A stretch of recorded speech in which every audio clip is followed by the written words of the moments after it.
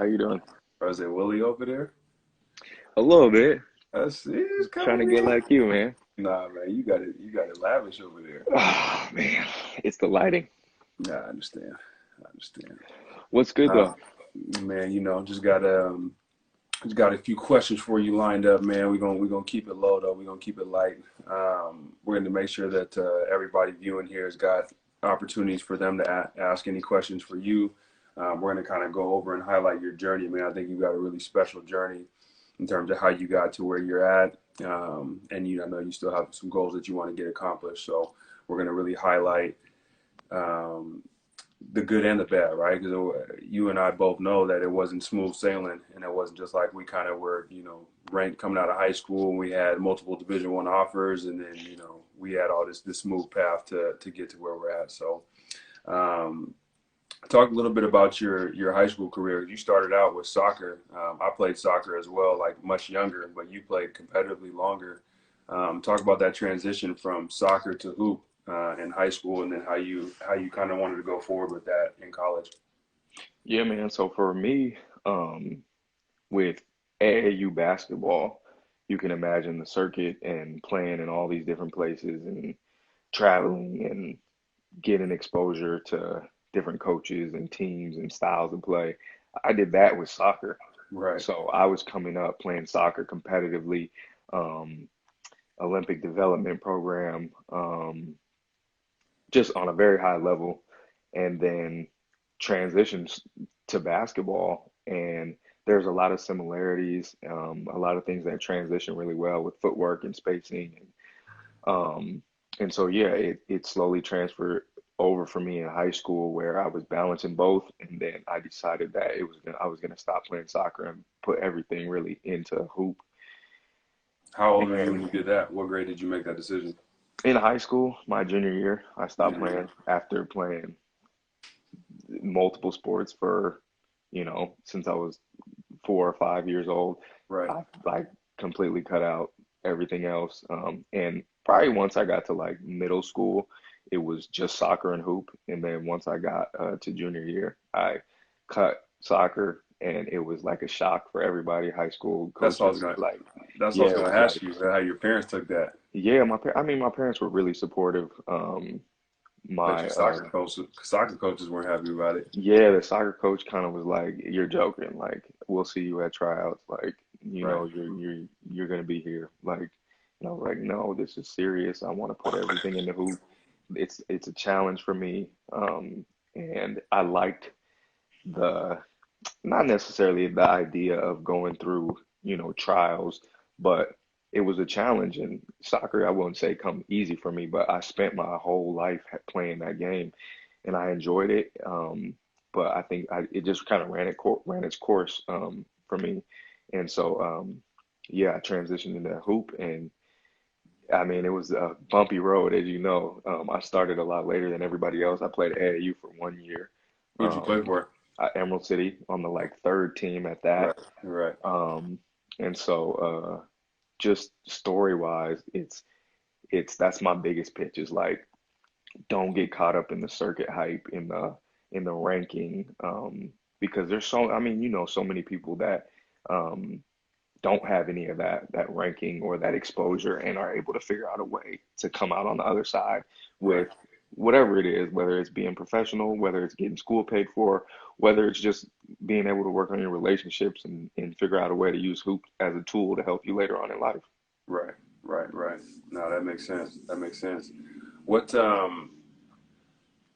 when you made that transition, what was it like for you to only be playing one sport? Like how did you know, okay, it's time for me to drop soccer. Did you not like it anymore, or were you like falling out of love with it, or did you Yeah, that was realize that you weren't going to be able to get to college by playing two sports, or it's going to be more difficult? I was to be honest, you said it perfect. I was falling out of love with it. I love the game itself, but I wasn't loving myself. I wasn't seeing myself playing it at the collegiate level. I just wasn't. Like, Gotcha. I understood and respected the work that went into it, and I was willing to put in that work for hoop. But I not for wasn't, soccer. yeah, I just wasn't there. I enjoyed it for so long. I was fast, I was quick, and those were tools that worked for me. at a young age, and it got to a point where I wasn't in love with it enough to put in the outside extra work Right. to separate myself. And I respect the game too much, soccer and hoop, to kind of BS it.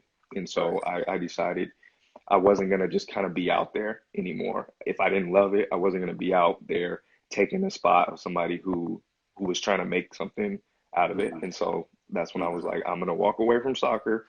I still love the game. I still watch the game to this day. If you want Right. to kick a ball around, I'm down. Right. I have a favorite team. Right. I mean, I still love the game, but me taking it to the next level, I just kind of separated from that and put everything in the hoop. And that's Right. what I wanted to do at the next level. And Right. I knew that the extra work was going to have to be on a whole nother level if I wanted to take that and make that an opportunity for me. No doubt. Athena, we're going to answer your question here in a second in terms of how many hours a day you were working. But before we get to that, we get this question a lot at local hoops in terms of, hey, my son's a competitive baseball player, soccer player, football player, whatever their other sport is, but he really loves hoop. We're in middle school. He wants to play for sure, high school basketball, and, his dream is to play in college. When do you think we need to start specializing and only play one sport? And that's always a challenging question for us to answer because really it's different depending on terms of obviously where you're at in the moment in terms of how developed you are in the sport you want to play in college. A lot of it has to do with your physical attributes at the moment, right? If you're 6'8" and mobile and crazy athletic, you may be able to get away with playing multiple sports throughout your entire collegiate career, or excuse me, high school career. What would you say is your, maybe not a recommendation, but if you were a coach or a trainer working with somebody, what would you say in terms of how old they need to be when you start specializing in a sport? Maybe not Um, necessarily dropping another sport, but right. making one sport your priority. I mean, I'm a bit biased in that too because I played so many sports for such a long time that I didn't ever really experience burnout.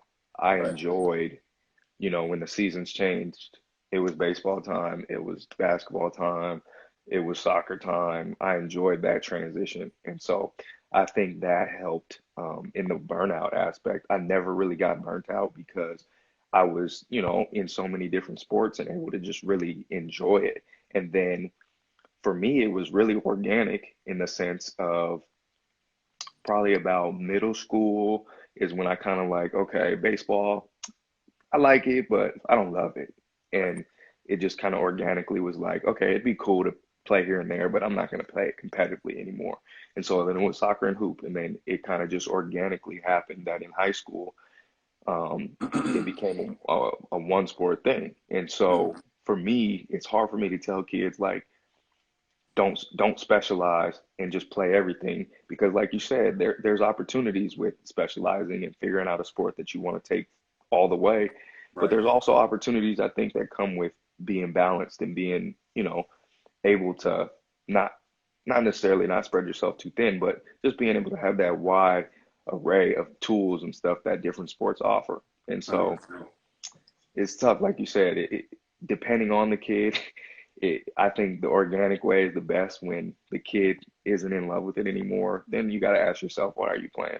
Exactly. You know what I mean? If you enjoy Exactly. it still and you enjoy competing and enjoy putting in the work and you're not burnt out from it, the more the merrier, I feel For like. sure. But For if it's sure. getting to a point where you love what golf, but you don't get to spend enough time doing golf because you got to do baseball all the time, then maybe you start to, you know what I mean, Right.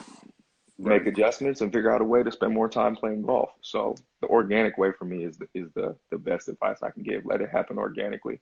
Right. I see parents all the time, kind of pushing their kids to do certain things, and I think that there's a fine balance in terms of you educating your children in terms of what's going to happen if you do work out, what's likely to happen, what opportunities are going to be available, and then vice versa if you're not working out, how you're diminishing your chances of being successful. But if it's to the point where you're having to consistently, drag your kid and you're reminding, hey, did you work out today? Did you work out today? Then it's just not going to happen. How much would you say did your parents influence you, even if they weren't telling you to go work out? How much would you say, did they influence you to go work on your craft in high school? I would say not at all, really. Not at all verbally, at least. I mean, we both have fathers that played sports, and Right. so, to a certain extent, um, sports and working hard is part of the culture we were brought up in. It was And so, understood. that results don't come without some type of work put in. Right. And so, I would never say I felt the pressure of you have to do this to get this. I would more so say that it was a kind of lead by example type thing. My dad would make it clear that like, okay, I went to college for football. I had to put in a lot of work in high school. You know what I mean? And Right. so if that clicks for you, then if you want to play at the next level where you're getting paid, you're gonna have to put a lot of work in at the college level. And so Exactly. for me, it was a really same thing, like very organic situation where even in like beginning a year of high school, I was having those thoughts with soccer of Right. walking away. And my parents were like, if you want to walk away, walk away. Right. And I didn't feel they were like, no, you have to keep playing Hmm. because you're pretty good. It was like, if you want to walk away, walk away. Right. But you do what you're passionate about. And so, yeah, I mean, How much would you say when you went full time hoop? How many hours a day would you say you were working out in high school? I feel like that's like a popular question with kids. Like how For much sure. on paper, tell me how much I have For to be in the sure. gym. And you can relate with this is not necessarily the quantity, it's about that quality of time you spend in because And you I can can't. be in the gym all day. For sure. We And can I go couldn't sit really there. tell you like it was, over a decade ago, but B, I never went to the gym with an end point of like, hey, I'm going from here and I have to leave or I'm leaving by this point. Right? Like I do that now just because I have an entire schedule and kids and family and whatnot, so I'm on a time crunch. But when you're in high school, you go if you don't have anything to do, you go and your boys are there and you're doing it just to do it. So there'd be days where I wasn't necessarily working out for 10 hours, but I'd be at the gym for 10 hours. You know what I mean? Yeah. But it's hard to say, just kind of like you said, it's hard to give people, if you work out 2 hours a day every day of the week and then you do two a days You're for gonna be 10 pro. years, you're going to be a pro. No, There's no so like formula I for that. think the biggest thing for kids is like you have to understand what purpose is and the value that purpose plays. Like you said, I've been into the gym all day and ain't got no work done. Exactly. But I can right now, you know how our professional workouts go. For sure. I'll go in the gym for an hour and do more than I've ever like anybody can do Yeah. because of I go in there with a clear cut purpose A point in the and agenda. exactly, and I go in there and we get it done. And so I think that's one thing you can is steering it away from you have to hit this many hours, but directing it toward purpose. Have a purpose, a clear cut purpose, an agenda when you go in there of what you want to do and get done.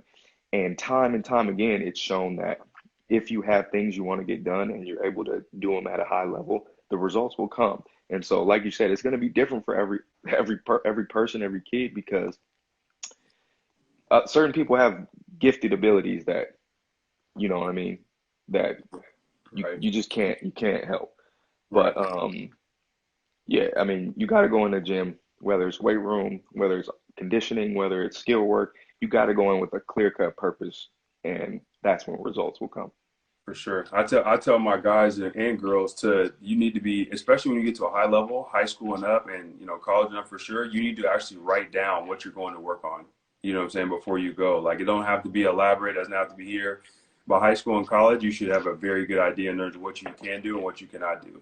Right. Um, and you need to write that down. Like you need to say, hey, I'm going this, and you don't one thing when I used to go because you can feel it, right? If you're working on something, you say, hey, this little detail isn't right, this isn't right, this isn't right. I may not have a time frame on certain things, like I'm going to spend this amount of time on it, but I'm going to go. My goal is to fix this until it gets comfortable. So I Yeah. shoot until the feeling is there, or I do Right. that move until it feels right. You know what I But mean? Because once you're again, always that's your waiting for that to purpose. You're click. going in with that purpose. And so in Exactly. that situation, the time is not relevant. The Right. purpose is set and you're going to get it. And once you get it, you're done. Whether it takes 15 minutes or an hour or 2 hours, we've both spent that amount of time in the gym where we've done nothing, but we've also spent that amount of time where we've got what we want to get Right. done and Right. more. And so if you go on with the purpose, like you said, now that just completely changes everything in your whole approach of, do I have to be in here for a certain amount of time? No, but you do have to get something done. Absolutely. Absolutely. IT said that we look alike, man. We all used to get called brothers in high school, man. We still do, man. Man. He always on something, man. Talk about pace. A lot of young guys don't understand pace. Like when you're on the court, is controlling the pace. They think you have to go a million miles an hour to get something accomplished. Talk about your understanding of pace and kind of how that got taught to you, because I feel like that doesn't really get addressed in coaching enough, and with guards especially. I mean, bigs need to understand too, but guards is 90% when you have the ball in your hands is the pace that you're going. Yeah, I mean, for sure.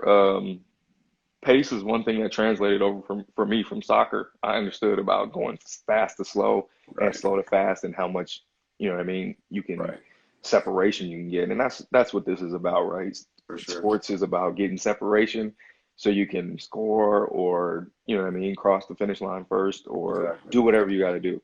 Whatever whatever it is, sports is about getting some type of separation, right? And so Right. that all translates back to pace in what you said. Being able to figure out ways to go fast to slow and vice versa, slow to fast. Right. Um, that's something that's translated for me at every level in soccer. I was always one of the faster kids in hoop. I, I was one of the faster, quicker kids, but really understanding that I'll probably say like community college, I understood about the start and stop of it and being able to really control that pace in a Sure. sense of where you can lull people to sleep or Right. you can get people going and Right. then get your separate like back to separation, get your separation to where you can get your shots off or whatever it may be. And so For pace has sure. played like a really big role in my career in that aspect. Because being a shorter guard at the professional level, you You know, have to be deceptive. deceptive separation is such a key for me because I need to be able to get shots off. Right. And so, and then it's played even bigger part because I was getting to be more athletic in community college and college, and then I had back issues, and Right. so I had to really understand that I'm not going to be able to continue to play above the rim. Sure. People probably won't believe it now, but I every now and then could get a dunk, For um, sure. and You, so you had a, you had a little window there. There was no dunking right there was a at right, Highline. Then you was real bouncy in Montana. First yeah, couple years of pro, then we right back to square one. yeah, and so that adjustment for me was very inside out. Like I was if I was in the lane, I was going up to try to dunk, like I was going up to try to For rip the rim sure. off, and so that slowed everything down for me when I had my back issues about, okay, it's gonna have to come back to you're gonna have to get your separation again on the floor. You're not gonna be able to get it vertically anymore. And so Right. being able to kind of reassess at an older age of the importance of pace was another big deal for me because it was like, okay, either you're gonna sink or swim, like you're gonna figure this out because it Right. happened while I was a pro. And Right. so I had to make that adjustment of coming back to the start, seeing how important pace was, and being able to, kind of change my game while I was already a pro Right. and come back to playing outside in now and Right. using pace to my advantage again and not just being able to try to be an athletic guard that was able to just get in the lane and jump. And Right. so, One yeah, it's played a big role for me, still to this day. one thing people don't understand is them European bigs don't like them low guards coming down and slamming through the lane. They'll put you on your back real quick. That's a fact. That's not a path to longevity. You got them big old lumberjacks down there laying wood. Yeah, it's probably a good thing I had to make some adjustments. For real. For real. Talk about your transition, man, from JUCO to NAI Division One All American, man. People don't understand like how wild of a story. Like they could make a movie on that. Like you went from playing, played your freshman year at Highline, which is a local JUCO. I mean, Hmm. probably one of the best things that happened to the both of us was going to Highline for Hmm. sure. Um, we were good, we were talented, and then coming into your sophomore year, you know, usually with freshman year, you have a better sophomore year than freshman year, right? We learn the system, you understand the coach expectations, your 1 year season in college. Then you decided to redshirt. I know we had a couple of transfers, and then somehow you redshirted, still worked on your game, and got an NAIA Division I scholarship, and then became an All-American. Talk about that. Yeah, I mean, there was a lot of moving parts when my our freshman year finished. We were all pretty excited about going into sophomore year. We had All like of us were 11 freshmen staying. or something like that. Yeah, all of us were staying. We had one person leave. It was Cody. Yeah, He left. Um, and yeah, we had everybody coming back. Our four guys who were living together were like kind of our core, right. and it was like we're about to take it up another notch. I think we lost the NWACS to somebody we shouldn't have, but we didn't understand that like the we weren't in the moment. We didn't Right. understand how important that was. I mean, you probably understood because you were, you kind of got a championship ring at O'Day and everything, but all of us weren't accustomed to winning yet and what it Right. took. And so I think all of us coming back that sophomore year, we were bought in. We were like, we're gonna just stay up here all summer. Hmm. We're not gonna go home. None of our homes were far, but we were like, we're committed. We're gonna figure this thing out, and we're gonna go get a ship the following year. Right. And the first moving part was one of the guys who left before us came back, Right. and we had like 3 or 4 point guards, Right. and so it was me, Vaughn. They brought in Julio and then Jerome. Right. So we had 4 point guards, and Coach Dawson just brought it to me first and was like, red shirt, like I'm gonna throw it on the table. Is it something Right. that you would consider? And Right. my first my first like kind of reaction was like, what? Like I'm not Talking good enough. about. That's like Right. that's my first thing was like I'm not good enough. Right. And then in the back of my head, um, my father redshirted at WSU, Hmm. and he left when they asked him to redshirt because he felt like the team didn't need him. He felt Right. like, and it's hard for guys freshman sophomore year to comprehend the what a redshirt year is. You know what I mean? Especially you never done it before. You have no Right. And experience ever so doing that. I had always remembered him telling me that it was one of the mistakes he thinks he made in his sports career or past or whatever it may be because he didn't understand what it meant. It meant that, they want to use you. They just don't want to waste the year splitting your Right. time. And so Coach Dawson was always really transparent with us. And so I was able to kind of balance that pretty quick in my head. And as quick as it went of me being like, what? Why would you, why Right. me? Right. I was able to kind of flip it like, okay, cool. Like I'll Right. get an extra year. I'll Right. take this year as a year to take it another step up rather than kind of just chill for a year. Right. And so that was my approach within maybe 10 minutes of that meeting. I was like, I walked out of there like, yep, it'll be me. I'll do it. Right. And I'm gonna show you like maybe I shouldn't have redshirted. And Right. so the second Right. moving part was once the year started, I was playing really well in practices. Hmm. And that's the other thing is like I was able to process all of this in a sense of I viewed it as I wasn't playing games, so I would kind of just break myself down to the point where I knew I wouldn't be tired And the games for were a game. the practice Exactly. was the games. So I would stay after and put up shots on the gun. I would lift more. I kind of just had a mentality of like, I don't really care how broken down I'm gonna be. Like Right. I don't have games to prepare for, Right. so I'm gonna just be here. I'm gonna go crazy in practice and try to get better. Right. And so I think we had like somebody like roll an ankle or something. Like it might have been Julio. And I, the staff was like, maybe Brandon like could come out of red shirt. We haven't played that many games yet. Like, and I was like, nah, like I'm No not way. doing it now. Right. Right. Like I'm Ain't sticking the no way. course now. Like the For sure. I'm trajectory already is bought going in. up. Right. Like I'm in it now. So, and then the last moving part was as the year went on, it kind of was like maybe it's time for me to go at the end of the year with these guys that I came Right. in with you, with Kobe, with Shedrick, with, our group. and like maybe I've like my time has come to an end here, and I'm like whether I played to or not, like maybe 2 years is what I was supposed to do here. And so I had a couple D3 schools, um, I won't say offer me, but you know how D3 Interested. Right. scholarships work. But they were very interested.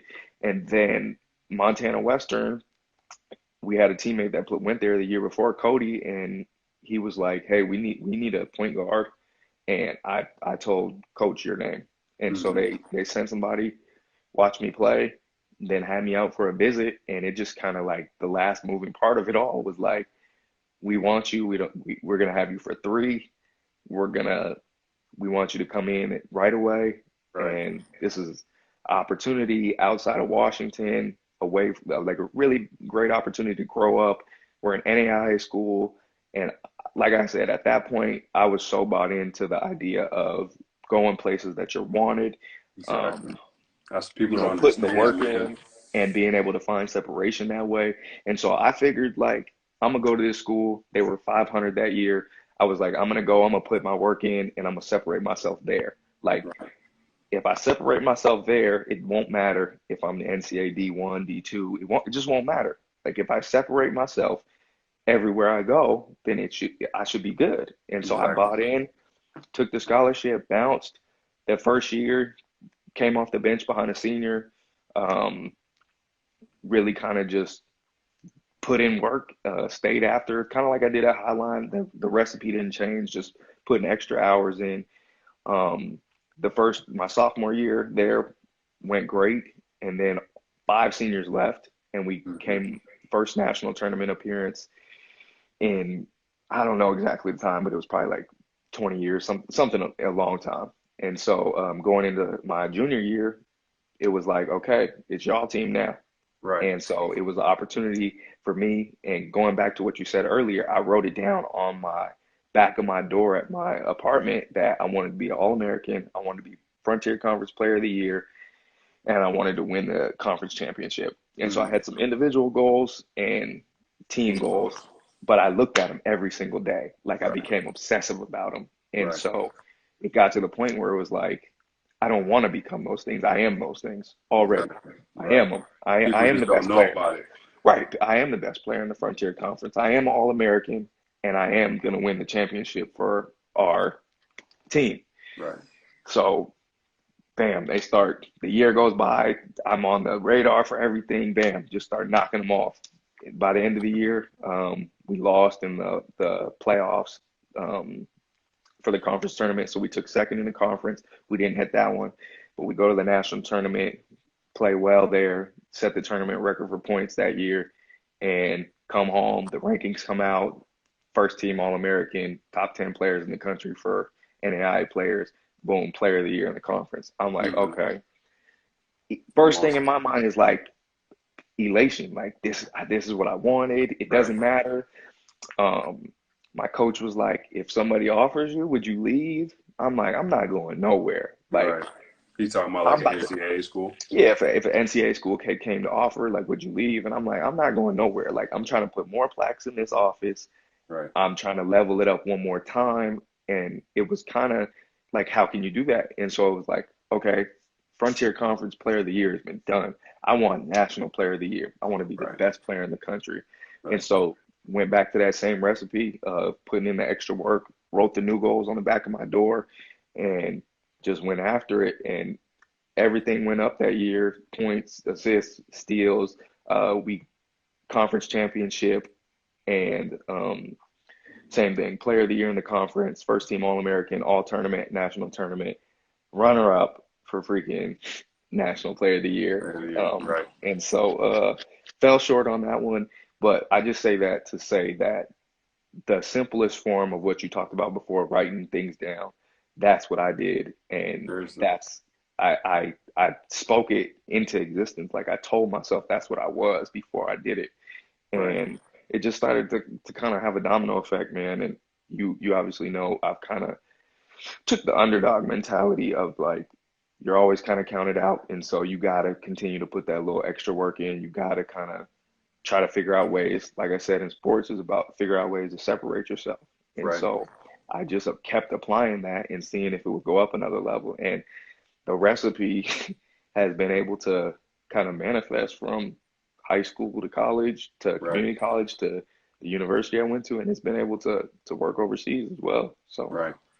What talk about that transition, man, after senior year, you know, everybody kind of has that, unless you're Zion or something like that, everybody has that, okay, well, what's next? You know, when did the pro, I know you and I had talked about leaving the High Line, you know, about, you know, we want to go pro, want to do this. So we had that vision, but when did it really, in my eyes, I still didn't see the steps in terms of how it could happen, right? Like I knew what I wanted, but I didn't understand how I was going to get there aside from just working hard. But like the literal steps, like, okay, you get an agent, you get on with the agency, you start negotiating with teams, all that type of stuff like that. When did it really come into fruition? Like, hey, this is a realistic possibility for me to play basketball professionally. And then what was your process after your senior year finished? so like you said, we had kind of talked about it and put it on the table when we were in community college. Like I remember us having conversations with Dawson and being like, we trying to like, what do we got to do to go pro? Like, For like the real. kids ask, like, what, how many hours do I need to put in? And there's no just recipe of like what you need to do. It's different for everybody. But at the Right. same time, we know that the work, like you do the work, results, there's a better chance for results to come. And There's no so, result without the work. right. And so once we went our different ways and went to our universities, the work continued. And I wouldn't say organically, but I had Chris Rinker. He played at Central, and then Hmm. he went overseas. And I was like, screw it. I'm gonna ask everybody who plays overseas what it Right. takes. Like I'm Right. gonna like if I don't ask, if they just blow me off, they blow me off. But if I don't ask, like Sweat off my I won't back. know what direction I need to go in. And I'm at a Right. smaller school anyway, so I'm at a Right. disadvantage Right. because I remember I reached out to one agent and he had said, "Do you have any games on ESPN?" And I'm like, "Oh, this might be this might Right. be a wrap." Like Right. I don't play on ESPN. Like Right. I just don't, I'm not on no draft boards. Like, how am I going Right. to get over here? And so Right. I just started asking questions. Like, Sprink went overseas after Central. And so I just asked everything I could. If I get this film, can you send it to your agents? You know, what are practices like over there? Like, Hmm. what stuff that pros are working on that maybe I can do right now. So when I Exactly. go over there, I've already been doing stuff that pros have been doing. Right. Um, yeah, and so find somebody that does what you want to do and does it well, and go ask questions, Very simple. go mimic them, go copy them, go Right. because obviously something worked for them. And so Right. yeah, that was like I don't know, my bridge into it was Sprink had played professionally, and so we were already friends, and he kind of was just showing me the ropes in that sense aspect of what it is to be a pro overseas. And it's different now because with social media now, it's Right. a whole different monster. So resources are much more abundant. But yeah, find somebody that does what you want to do, whatever it is, and ask questions and take notes and figure out a way to copy that recipe or, you know what I mean, improve that recipe. When you were you with Worldwide at the right out of college? No, I was with a smaller agency, a European agent, and it wasn't a great experience, but Hmm. I was caught up in I just want to get over there. And so a guy, you know what I mean? I signed a deal with a agent out of, I want to say Denmark or Switzerland, a small Right. country. Right. And he kind of preyed on my small Inexperienced. school mentality and Right. inexperience, like you said, of I can help you out. Like, Right. and that's what I wanted was somebody to Right. help me out For sure. because I'm a smaller school. I don't have ESPN games. And so I jumped at it and I had my first job in Australia pretty fast. And then once that happened, I didn't have a job after that for a Right. while and I played well. And I was kind of, you know what I mean? All right, I did my part. I felt like now it's What's time to up? do your part. Exactly. So not a great experience, first agent, but I won't get into all the logistics, but it's part of the game. I mean, for Right. every good agent, there's a bunch of bad ones. For And sure. so, yeah, Right.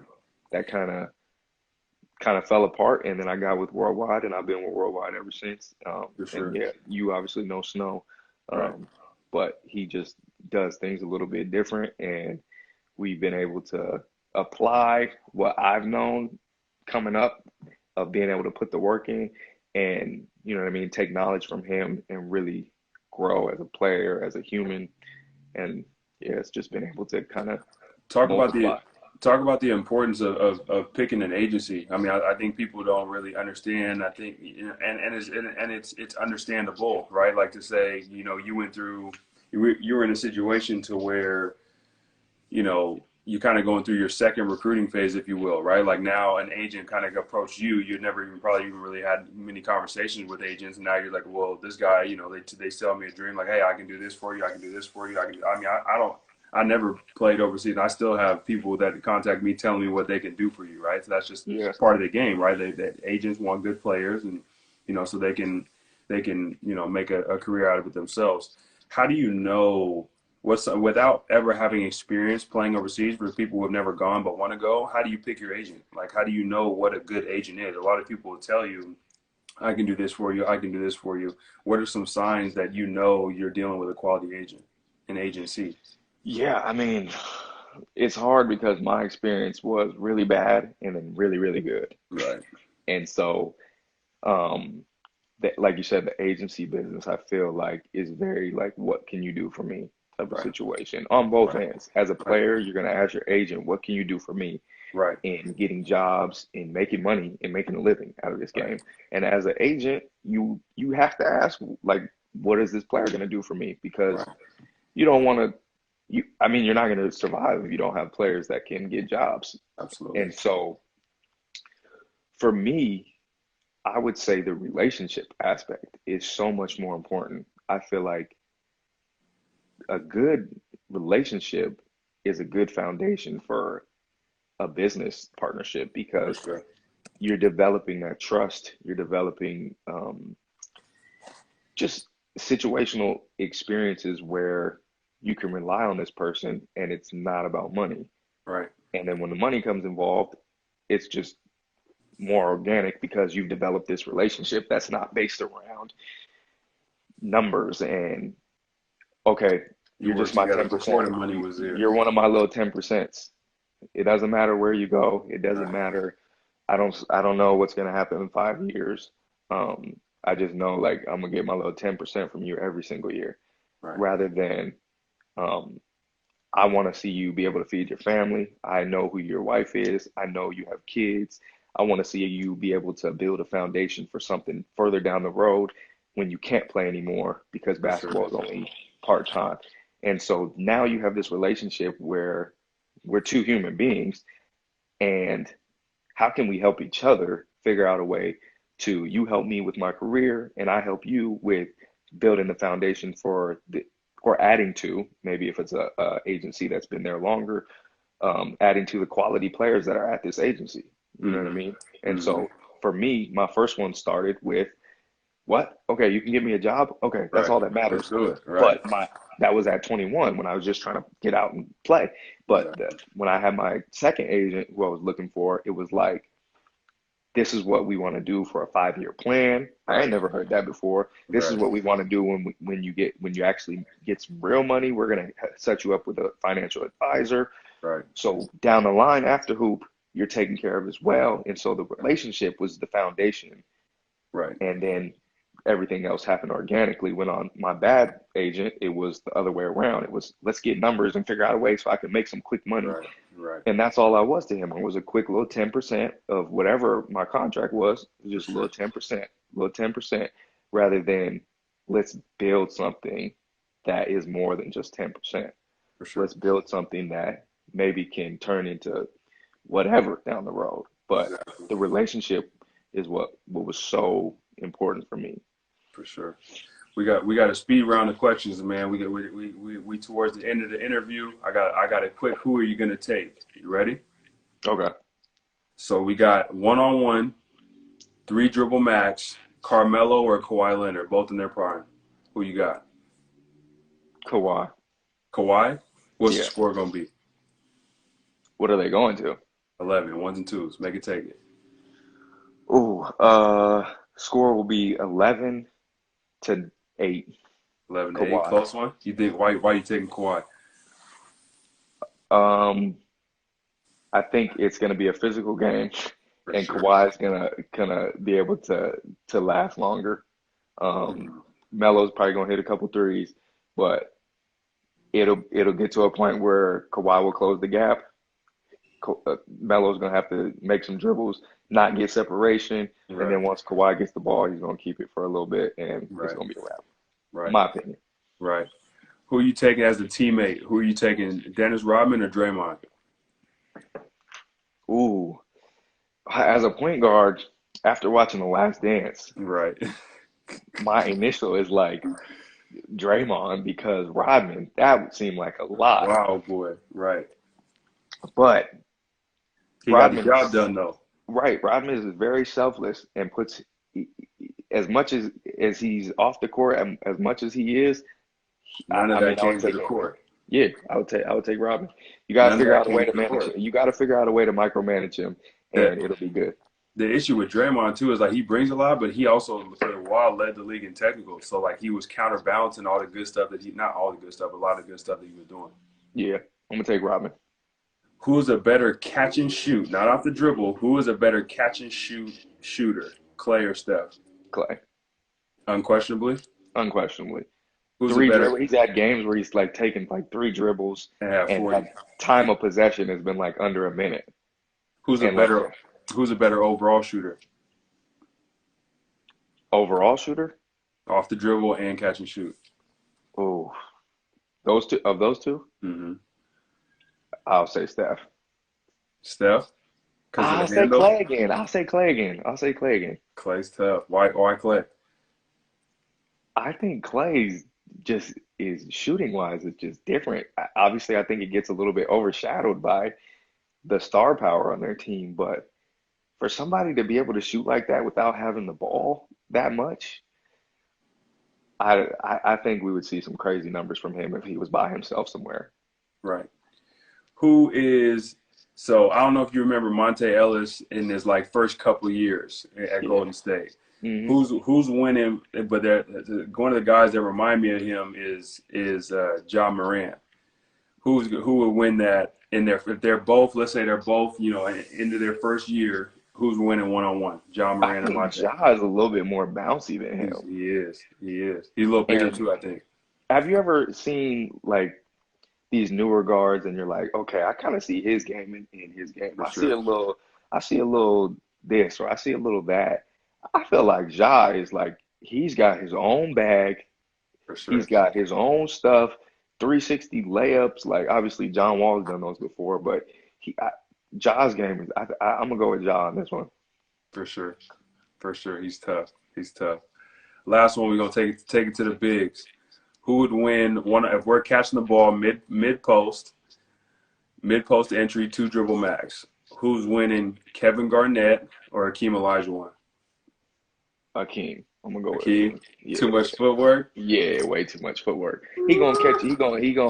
He gonna like put something on the platter for you. He gonna fake the hell out of you. You gonna try to block it. You gonna get tired of it eventually, and then he can hit the little midi. So Is there any power forward that could beat Hakeem plays some five too, but is there any power forward that could beat Hakeem 1-on-1, two dribble max? I mean, maybe Timmy. Timmy. I Timmy don't mean, got a if bag they like play Hakeem though. right, I mean, if they played 10 games, it'd probably be like Right, 6-4, like something close like that. Maybe in 5-5. Like right, right, I don't know any like others who would like footwork wise and being able to right, hit the mid and like little hook shots. right, Those two are different. right. Last question. We talked about pace earlier. We haven't touched on footwork though. They're both extremely important. If you had to pick one, if you were creating a player, would you rather have them have great pace or great footwork? But they don't go hand in hand, huh? They don't. So he gonna be able to just sprint, but he can't sprint He and stop, but he can't. He don't got no type he of gonna have footwork. phenomenal footwork, but he gonna be wild. Um, I mean, it might sound crazy now that I talked about pace so much, but footwork even the slowest people with great footwork are able to figure Sure. out ways For to sure. get separation. For And sure. so, I mean, I've seen people who know, I mean, we've played one-on-one that you've done this where you don't dribble. And Right. mentally, you've been doing it in your head and you're not Right. telling me, but you're Right. like, I'm gonna score all my points without dribbling. And Right. so I think even before pace, pace is after you're moving. You know what I Right. mean? Right. If you start with the footwork foundation, you can get separation without really putting the ball on the Without ground. dribbling. Right. Yeah, so I mean, Right. I'm gonna say footwork. Yeah. The Footwork is slowest crazy. person, the fastest person, you don't even got to show your speed or pace with footwork. Steve I Nash was mean, probably the best. I mean, he had great pace too, but Steve Nash was probably one of the coldest on that semi, like sneaky athletic, but obviously below the rim for everything. But footwork was wild. yeah, and that's a crazy thing too. Is like with kids, is like they catch the ball and the first thing they do is put it on the ground. Right. Is like don't forget you can get separation before you even put the ball on the ground with pump fakes and jab fakes and Exactly. shot fakes. You know what I mean? And so if you can get separation like that, imagine getting separation like that and then using pace after. Better than You should be able 95% of any dribble move you can do. you Just should yeah. be able, even with great defense, figure out a way to get enough separation to get your shot off if you're Exactly. able to mesh those and find the importance of both of those. And so Exactly. if I was building a player, I would start the foundation of footwork. It's I a agree. different monster if you got great footwork. I'm with you. I'm with you. Well, I appreciate it, bro. Appreciate you telling everybody the story, man. Giving everybody these gems, man. We're gonna have you back on soon. Yeah, for sure. Shout out to Local Hoops. Appreciate you guys having me on. Come on, Good man. luck. Everybody who's locked down, keep putting in work. The results will come That's right, man. No matter what, don't make no excuses. No matter what, you got to find a way to get to work. for sure. All right, man. I'll see All you right, bro. later. Later.